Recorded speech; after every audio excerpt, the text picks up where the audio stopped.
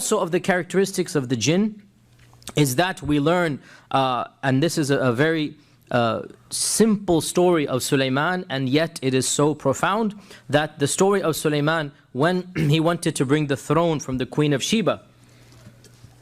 And we know that Suleiman was given power over the jinn. When he wanted to be given the throne from the Queen of Sheba, what did he say? That who will bring me her throne before she manages to come to me? Now Suleiman is in his temple, his masjid of Jerusalem, which was considered to be the most magnificent structure ever built by men up until that point in time. But it wasn't built by men, it was built by jinn. But it was considered to be a magnificent structure, tall, towering walls, what we would call minarets as well, massive slabs that humanly were not possible to do. This was a structure that was simply dazzling beyond recognition. And the Queen of Sheba had a throne that she was proud of. And perhaps it was a magnificent throne, but it didn't compete with the Suleiman temple. Perhaps it was a magnificent throne. That وَلَهَا عَرْشٌ عَظِيمٌ. Now the fact that the hudhud or the hoopy, who has seen the palace of Suleiman, still considers her throne to be magnificent, clearly shows it was a magnificent throne. Clear? Right? So the hudhud has already seen the palace of Suleiman. You guys understand the story? Am I? Yes? The hudhud says, the hoopy says, after coming back late, that I came across a group that was worshipping the sun. They have a malika or a queen, and وَلَهَا عَرْشٌ عَظِيمٌ. She has a magnificent throne. The fact that this bird, who is well aware of Suleiman's magnificence, can still describe her throne as being magnificent, demonstrates that truly her throne was an amazing, stupendous throne. So Suleiman wants to show who has Allah Azza wa Jal protecting him and who has no one. So he says to his entire army of birds and jinn and men and animals and tigers and lions, all of the animals are there. Right? وَحُشِرَ لِسُلَيْمَانَ جُنُودُهُ مِنَ الْجِنِّ وَالْإِنسِ وَالطَّيْرِ فَهُمْ يُوزَعُونَ. Imagine, wallahi, this is literally out of what we would call a movie, but because movies are based on this, right? That he's surveying his entire armies, tens of thousands of men, the jinn are over there, the animals and the birds and everything is there. And he says, who will bring me her throne? So, the first entity to stand up was قَالَ عِفْرِيتٌ مِّنَ الْجِنِّ. An ifrit of the jinn. And we'll talk about ifrit in a while, but basically one type of jinn. Now pause here before we go on. The fact that this story is being mentioned in the Quran, and that it's taking place in the time of Suleiman, when all of the jinn are under his control, and that this jinn boasts of this feat, indicates that this is the world record that is jinnly possible. You following me? Yes? The world jinn record goes to this ifrit. That this is the pinnacle of what is jinnly possible. You cannot go beyond this. Because the fact that he's boasting, and it's only one, and it is at a time when all of the jinn are subservient to Suleiman. This is not your average standard jinn. This is like the Shahin Shah, Bahadur Shah. This is the gold weight champion, right? The super jinn, okay? And again, all of this to demonstrate, look, the fact that Allah mentions it as well in the Quran, it clearly demonstrates this is not your average run-of-the-mill jinn. This is something that is above and beyond, and he's boasting. Now, a number of things to derive from this, and this story, really, it summarizes pretty much most of the characteristics of the jinn. The story, it summarizes most of the characteristics of the jinn. So, the jinn is asking Suleiman for permission to be released from servitude to him, because Allah had placed the jinn's servitude to him. So the jinn is saying, let me out of your service, set me free.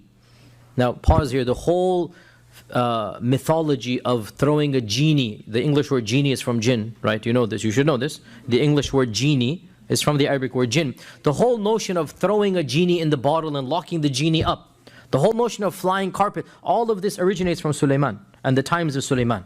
That the evil jinn were basically chained up or thrown in to something. Like that's something that originates from this time frame. Suleiman would sit on a carpet and the carpet would fly, or Allah Azza wa Jal would cause the wind to pick it up and go 1 month's journey back and forth. All of this originates from that. So the jinn is saying, release me from servitude, from bondage, set me free, and let me go and bring the throne. وَإِنِّي عَلَيْهِ لَقَوِيٌّ أَمِينٌ. I promise you, I'm strong and trustworthy. So he wants freedom, and he's promising to come back. Because once he's left that, then it's like releasing a wild dog. How do you know he's going to come back? So he's promising him, I promise you I'll be trustworthy. You see the point here, right? Another thing we learn is that the speed of travel. Suleiman is in Jerusalem. The Queen of Sheba is in Yemen. The city is what? Saba. The city is Saba. To this day it is a famous city, right? And the distance between them is the entire Arabian Peninsula. By plane in our times, it will take around 2 to 2.5 hours. By plane. Even in a jet, it will take you around 45 minutes to 70 minutes. Even in the fastest jet that we know. What is the jinn saying? أَنَا آتِيكَ بِهِ قَبْلَ أَن تَقُومَ مِن مَقَامِكَ. Before you can stand up, تَقُومَ مِن مَقَامِكَ. Before you can stand up, I will have the chair in front of you. I'll have the throne in front of you. Which means what? He will traverse the entire peninsula and bring the chair back in milliseconds. Milliseconds. Now, that is exactly how fast energy and light would travel. Speed of light, exactly. It's the speed of light. That's exactly what it is. He'll be able to come and back. Also, so we learn from this the speed of the jinn.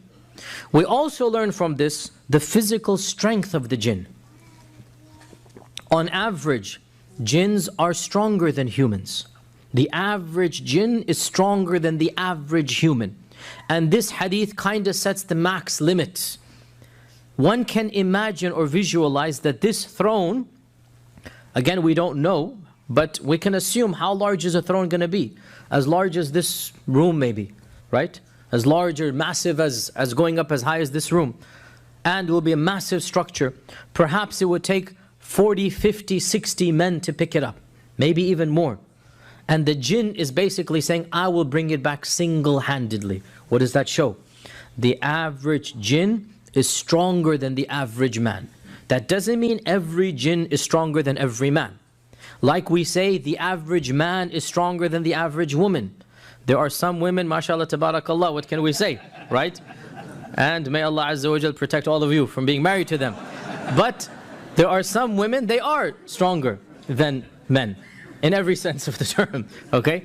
But the average rule is what? That the average man is stronger than the average woman, okay? Similarly, the average jinn is physically stronger. Is he all powerful? No, only Allah is all powerful. Can the jinn lift every? No.